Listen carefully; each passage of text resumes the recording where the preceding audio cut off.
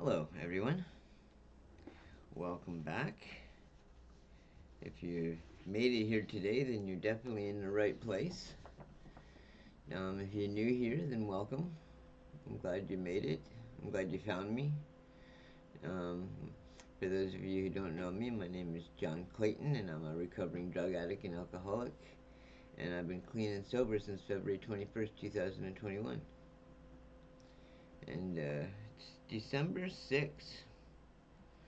Wow. It's like every day that I read this, just makes it seem like that's how much time is moving faster. Yeah, okay, so December 6th, romance and recovery. Relationships can be a terribly painful area. Basic text, page 78. Love is like an elixir for some of us. The excitement of a new lover, the intrigue of exploring intimacy, the sense of release we get from allowing ourselves to become vulnerable, these are all powerful emotions. But we can't forget that we have only a daily reprieve from our addiction. Holding on to this daily reprieve must be the top priority in any recovering addict's life. We can become too involved in our relationships. We can neglect old friends and our sponsor in the process. Then, when things get difficult, we often feel that we can no longer reach out to those who helped us prior to our romantic involvement. This belief can lay the groundwork for a relapse. By constantly working our program and attending meetings, we ensure that we have a network of recovery, even when we're deep in a romance. Our desire to help romantically involved is natural, but we mustn't forget that without our program, even the healthiest relationships will not guard us against the strength of our addiction. Just for today, in my desire for romance, I will not ignore my recovery. Yeah, that's a good reading today. It's interesting because, you know, sure, when I was in my initial or my early recovery, you know, okay, I was a lot lonelier then. I don't mean lonely as being an addict, but lonely as being by myself.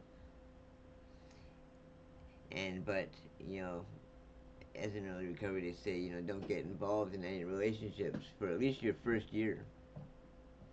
Well, it's been over 4 years since I've been in any kind of a real relationship, and my biggest fear is if I did meet somebody who, I don't know, if I just met somebody that I'm afraid that I don't know if I'd be able to handle it because you know I've never I've never really experienced anything like that straight headed or I guess being clean and sober.